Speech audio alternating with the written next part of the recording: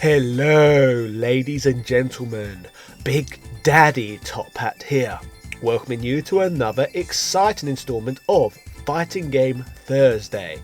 Today we are going to be looking at one of the most influential games from the genre, and a title that is widely recognised as the first ever 3D fighting game. This is a title that in many ways was ahead of all of its competition. This, ladies and gentlemen, is the mad story of the first ever Virtua Fighter game, an important part of gaming history. Yeah!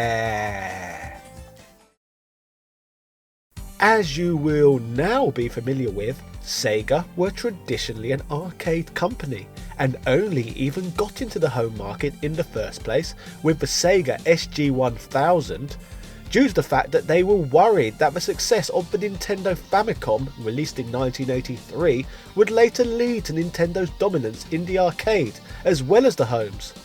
So after a long battle, 10 years later in 1993, Sega had not only managed to slow Nintendo down in their conquests, but they had even managed to establish their Mega Drive platform as one of the most popular game consoles on planet Earth.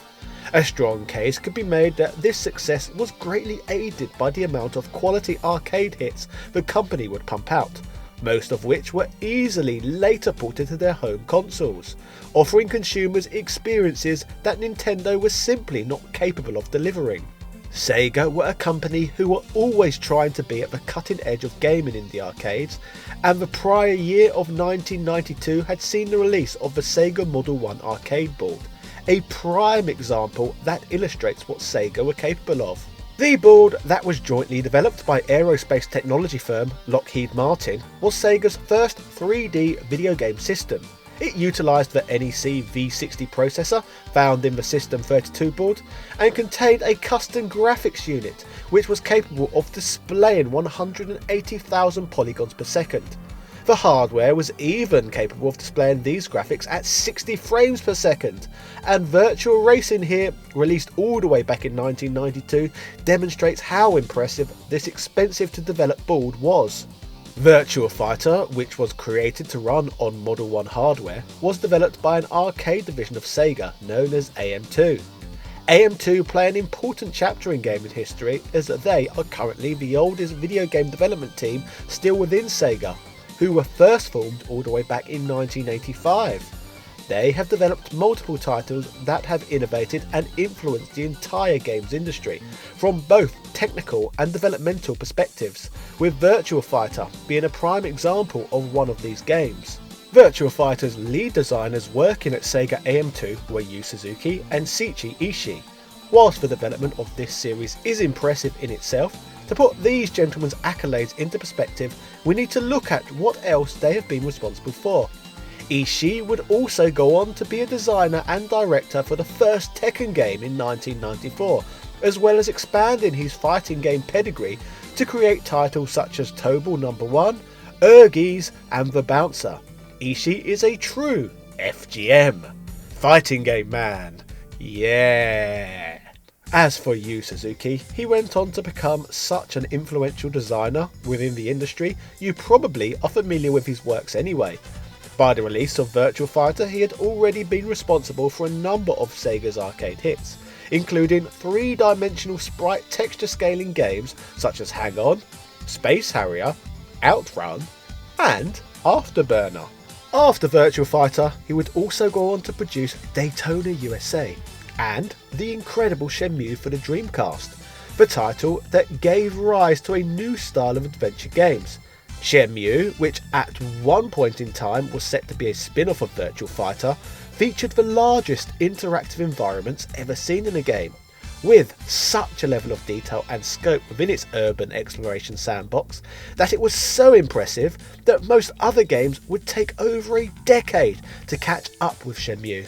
So, considering that Virtua Fighter would play a huge role in directly spawning games such as Tekken and Shenmue, the game is extremely important, even before we talk about all the games the butterfly effect of its success would have on the future of gaming.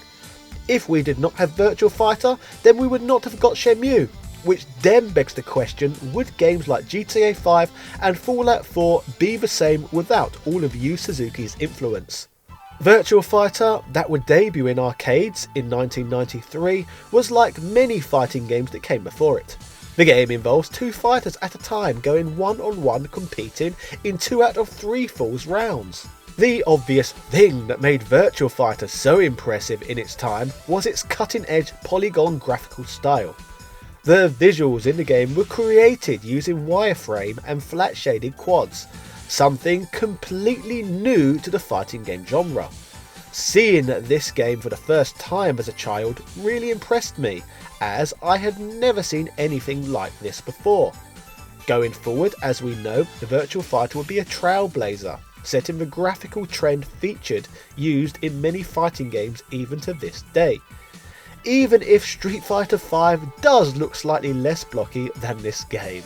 In terms of the 3-round combat itself, fighters can not only win bouts by KOing opponents, but they can also win encounters by literally knocking them out of the ring, much like in a sumo wrestling match, offering a stipulation in which opponents could win matches by, which was different to many games that came before it. The controls in this game are fairly simple, and fighters are controlled using a traditional arcade stick with a 3-button layout. The 3 buttons are used for kicking, blocking and guarding. Using these combinations of buttons, just like in most fighting games, players have the ability to input both normal and special moves unique to each character. To state the obvious, these moves can be successfully executed by positioning fighters correctly, along with good timing and inputs. Apart from being able to face off against your friend, Virtua Fighter of course also offers a traditional single player mode, where as expected you run through a gauntlet trying to defeat every single fighter in the game. These bouts include fighting whichever character you select's doppelganger, as well as a traditional fighting game boss encounter. In fact, speaking of the characters from Virtua Fighter, let's quickly run through all of them to see who they actually are. First here we have Jackie. Despite his martial arts attire, Jackie Bryant is primarily a race car driver who comes from San Francisco. He fights using his skills in Jeet Kune Do. Jeet Kune Do is a martial arts style founded by Bruce Lee. His younger sister Sarah is also a character within this game. Sarah Bryant fights using the same style as her older brother. She also hails from San Francisco but has no day job as she is still only in college. We also have Jeffrey, not to be confused with this one. Jeffrey Mcguire is apparently a fisherman from Australia who fights with Pancration, which is an ancient Greek submission style of combat. Next up we have Akira Yuki, a man who works a day job as a kung fu teacher. He fights using Bajikwan, a Chinese martial art that features explosive short-range power and is famous for its elbow and shoulder strikes. Featured next we have a female fighter known as Pai Chan. Pai, who is no relation of Chris Chan, is said to be a martial arts movie star from Hong Kong. I guess this means she was more inspired by Jackie Chan, rather than the designer of Sonichu. She fights using Mizokwan, a style of Chinese martial arts based on deception and mobility. Pai is not the only Chan in the game, as her father Lao is also present. Lao is a cook from China and fights using the Tiger Swallow Fist technique, a legendary martial art that marries the power and grace of 2 animals. I don't know about you, but I feel this man has a striking resemblance to General Tao from the Dragon Ball anime.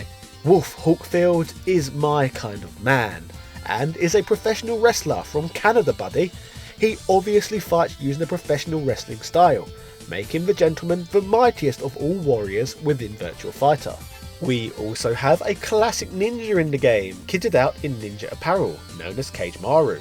Cage fights using the traditional jiu-jitsu fighting style. If you can make it to the final boss encounter within this game, you face off against Jurul. Jurul is a bloody fembot, who has the ability to fight using a mixture of all the fighting styles of all the different characters from the game. Quickly going back for another Dragon Ball reference, she is basically a Cell-like combatant. To top it off, there was the intention to include one more fighter in the game known as Seba. Seba was set to be an Arab fighter but was ultimately dropped from the game. In fact, Seba is even included on the artwork of Virtua Fighter cabinets, confusing some players of the game with regards to where the whereabouts of this character actually was. Although dropped from the initial Virtua Fighter title, he would later appear in Fighters Megamix, a crossover fighting game that would feature various 3D arcade blockbuster characters from Sega. In regards to the original arcade version of this game, the press were just as impressed with how the game looked as I was.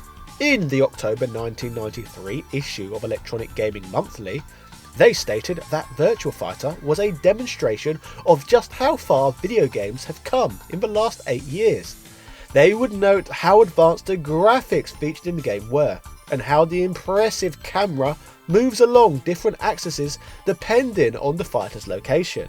They would also be impressed with the instant replays the game featured after bouts finished, and would be blown away by the title's high quality gameplay and the smoothness and realism of the animations within the game. We have to remember, although the game looks extremely blocky today, Virtua Fighter featured cutting-edge graphics and gameplay in its day. To put into perspective of how much people liked Virtua Fighter, the game went on to become one of the highest grossing arcade games of all time in Japan. With the critical and commercial success of the arcade game, by 1994 the game was ready to come home. By this point in time, the Japanese had seen the release of the Sega Saturn, a 32-bit CD-ROM based platform that was leagues more powerful than the more humble Sega Mega Drive. The porting of the game to the home system was impressive and came out months before Tekken would debut on the PlayStation in that country. Japanese consumers were so impressed with this near identical console port that the game sold nearly 1-to-1 ratio with the actual system hardware itself that year. Every Saturn owner pretty much purchased this game. In regards to the Sega Saturn port of Virtua Fighter, Sega Saturn Tushin scored the game a 38 out of 40, and Famicom Tushin would score the same version a 36 out of 40 5 months later. GamePro praised the retention of the fighters, moves, varying camera angles and controls of the arcade version, as well as the improved voice and sound effects and the home version options, and concluded it to be one of the best games ever bundled with a system, which puts the 1-to-1 ratio in better perspective, eh? Maximum gave it a 5 out of 5 stars, calling it a stunningly close conversion that is quite possibly the best game available for the machine. They remarked that the innovations such as the 3D motion capture remained impressive, as well as the depth and variety of the character's gameplay application. Every fighter has almost limitless scope for coming up with all new attacks.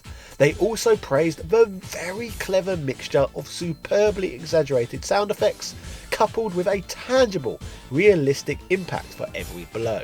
Edge rated the Saturn version 9 out of 10, stating, "Saturn Virtua Fighter has all the pulling power of the arcade version, including the swooping, gliding game camera, the stylish Polygon characters, the totally convincing animation, and the compulsive gameplay."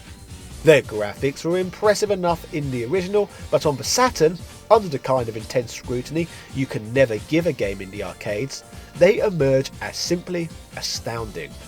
It's arguably the first true next generation console game, fusing the best aspects of combat gameplay with groundbreaking animation and gorgeous sound. Whilst both the arcade version and Saturn version of the original Virtua Fighter game received universal praise, the game would see a release on even further Sega hardware in October of 1995. This release would be for the Sega 32X, the Sega Mega Drive's add-on that was designed to expand the 16-bit Mega Drive's lifespan. As you can see, graphically, the game took somewhat of a hit when being ported to the more limited hardware, but nothing more than what really would be expected when running the game on such a device, and in many ways the 32X version of the game exceeded many consumers' expectations. Like the other versions of this game, it would be critiqued by the usual slew of publications. This would include EGM, who once again scored the 32X game, this time giving it a 30.5 out of 50, referring to it as an excellent conversion, but obviously stated that it was not as good as what could already be found on the Saturn. GamePro noted that the 32X version suffers from more slowdown and fewer polygons than the Saturn version, as well as the game suffering from a more tinny sound quality. Overall though, they like this version too, praising it for being a strong port based on the hardware's limitations. A critic for Next Generation also proclaimed that Virtua Fighter was an essential purchase for those who already owned a 32X and wanted to get the best out of their hardware. I hope after watching this video you will be able to realise how impressive all three versions of the original Virtua Fighter game were, and more importantly, how much of an impact this title has had on overall gaming history. Virtua Fighter made the brave move to replace sprite-based graphics within the fighting game genre with flat shaded quads, rendered in real time before anyone else attempted to do so. This in turn would allow for effects that were simply impossible within sprite-based fighting games. Characters suddenly had the ability to move in 3 dimensions, cameras tracked the action with all sorts of dramatic effects, and polygon-based graphics became popularised in the genre. For all of these reasons, not only is Virtua Fighter one of the most impressive fighting games ever made, but one of the most important games ever made, full stop. This was the first game that really showed the potential of realistic gameplay featuring human characters in this form. Virtua Fighter broke the ugly trend within the fighting game genre that was relying heavily on unnecessary levels of ultra-violence and shock factor to try and stand out. Virtua Fighter proved once and for all that the genre did not need to lower itself to these levels of filth for the genre to remain commercially viable. We have already commented in a number of ways with regard to how important and influential this Sega game was, but sadly not all influences swung in Sega's favour. Some of the Sony Computer Entertainment staff involved in the creation of the original PlayStation video game console credit Virtua Fighter as an inspiration for the PlayStation's 3D graphics hardware. Prior to the release of Virtua Fighter in the arcades, Shigeru Moriyama said the decision to make PlayStation hardware 3D focused had not been made yet, but Virtua Fighter prompted an entire shift in their hardware's design focus. Toby Gard, Tomb Raider creator, also credits the female characters used within Virtua Fighter as part of his inspiration behind Lara Croft, stating that it became clear to me watching people play Virtua Fighter, which was kind of the first big 3D character console game, that even though there were only 2 female characters in the lineup, in almost every game I saw being played, someone was picking one of the 2 females. Which makes a lot of sense, I suppose. If you are going to stare solely at one character for an entire playthrough, it makes more sense to be an attractive female after all. I guess blocky boobs were very popular back in the day, and somewhat novel. To this day, the influence of Virtua Fighter really is within every corner of our gaming lives. The title pioneered the way forward in so many different ways. I guess it was the Raid Shadow Legends of its time, the ambitious game that changed everything.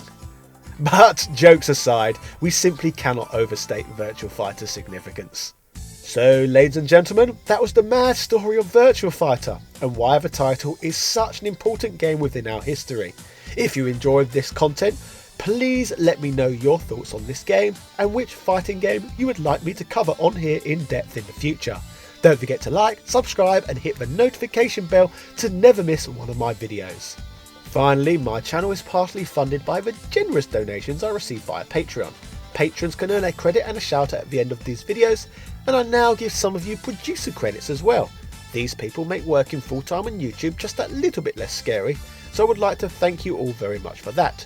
Huge shout outs go out to Carl Johnson, Sebastian Veles, JD Robbins, Synth Spaces, Andrew Bazanski, Asobi Kwang DX, Michael Baker, Tom Elliott, Computer Man, Antonio Rodriguez, Craig Jenkins, Daniel Daly, Retroversing.com, House of a Ted, Dan Barlow Jr., Joel and all of my other patrons. Thank you so much.